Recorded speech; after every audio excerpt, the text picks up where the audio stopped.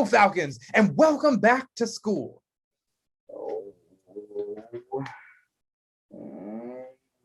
Sully, hey buddy, what's going on? What's wrong?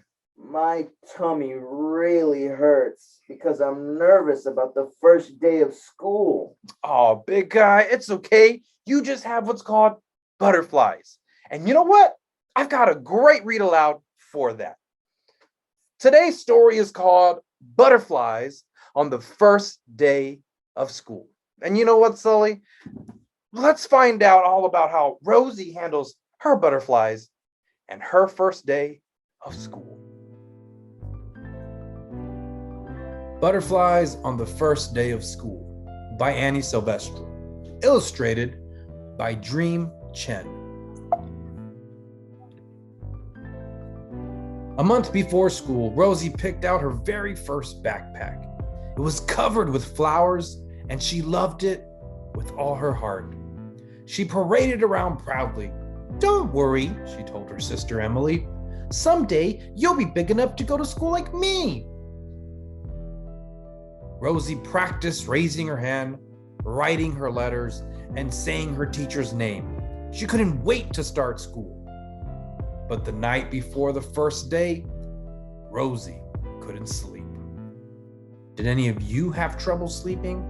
Worried about the first day of school? Worried about the first day of 5th grade? Worried about your new teacher? It's a feeling we all get. I'm sure there are a few teachers out there who are also nervous and worried about the first day of school. In the morning, her belly hurt. She didn't touch her chocolate chip pancakes. "Maybe I'd better stay home," said Rosie. "I don't want Emily to be lonely." "She'll be fine," said her mother. "And so will you." Rosie shuffled the pancakes around on her plate. "Come on, sweetie," said her dad. "Time to go." Rosie slowly pulled on her backpack. I don't feel well," she said. "You just have butterflies in your belly," said her mother, hugging her tight. "Butterflies?" asked Rosie. That's when the bus pulled up. Butterflies. Butterflies like Sullivan. Butterflies like some of you. Butterflies. Let's keep reading. "I love you," said her mom. "Have fun," called her dad. Rosie stared nervously out the window. Soon a girl sat down next to her. "I'm Violet," she said. "What's your name?" "Rosie." As she spoke, a butterfly flew from her mouth. Rosie clapped both hands over her face. "Are you okay?" Rosie nodded. "I have Miss Mancini," said Violet. "Me too," said Rosie. The words tumbled out onto 2 silver butterflies. Rosie watched them flutter down the aisle. Violet didn't seem to notice. "Welcome," said Miss Mancini, as the girls entered the classroom. "Hang up your backpacks. Then meet me on the rainbow rug." Everyone fidgeted in a circle. "Let's get to know each other," said Miss Mancini. "I'll go first. I have a golden retriever named Barney. I love chocolate cake, and I'm terrified of spiders." Everyone fidgeting. Maybe everyone else had the same feeling as Rosie. Violet went next. "I'm allergic to dogs," she said, "and sometimes my brother Alex." "This summer, I rode a train for the first time," said Jay. "I want to be an astronaut when I grow up," said Allison. The butterflies built up as Rosie waited for her turn. Suddenly, all eyes were on her. Rosie took a deep breath.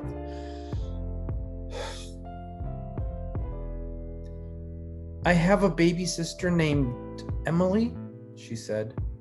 3 butterflies flitted into the air. "I love to sing and play soccer. I wish I had a freezer in my room so I could eat ice cream whenever I want."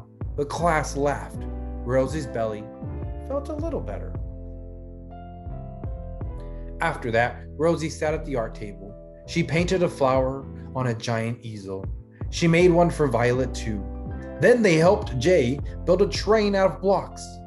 From time to time, butterflies rumbled in Rosie's belly. Occasionally, one or two slipped out. But by recess, she could barely feel them anymore. I wonder where they all went. Rosie dashed onto the playground. "You're it," she called. Everyone raced around, playing tag. But one girl stood alone under the oak tree. She held her hands on her belly. Rosie walked over to her. "Want to play?" she asked. The girl nodded. "I'm Rosie. What's your name?" Isabella, as she answered. Butterfly after butterfly soared into the sky. Isabella looked up amazed. "Feel better?" asked Rosie. "Much," said Isabella. At the end of the day, Rosie waved goodbye to her friends. She ran off the bus and leapt into her mother's arms. "School is fun," she said. "Violet has a flower name just like me. And Jay built a train out of blocks, and Isabella had butterflies too." Her mother smiled. "I can't wait to hear all about it," she said. The words floated out on a shimmering butterfly's wings. The end. Beautiful butterflies. You know, can I share something with y'all? I just had butterflies not too long ago. A couple of months ago, I went on a trip to Boston, Massachusetts. And I have to tell you, that was the first time I'd ever gotten on a plane. I'm afraid of heights. I'm a big chicken when it comes to heights. And let me tell you, just like Rosie, I had lots and lots and lots of butterflies fluttering in my tummy. But after we got into the air, and after I started experiencing little things like looking out the window, seeing all the tiny little buildings and the clouds right next to me, those butterflies started to fly out. And by the time we landed and we were in Boston, all my butterflies had disappeared, had vanished, had flown away.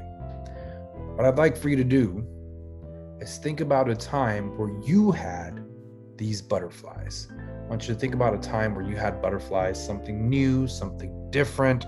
Maybe it's today, first day of school, first day of third grade, first day of fourth grade. I want you to think of a time where you had butterflies. And I'd like for you to write it down in a journal. Just write about that time. All right. You know what? Let's go check on Sullivan. Let's see how Sullivan's doing. Hey, Sullivan, how are those butterflies? You know what? They're doing much better. Thank you. I'm glad to hear, big guy. I bet all your butterflies have soared into the sky. Sully and I just want to wish you a great first day of school. And remember, a little flutter just means those butterflies are ready to soar. Until next time, adios.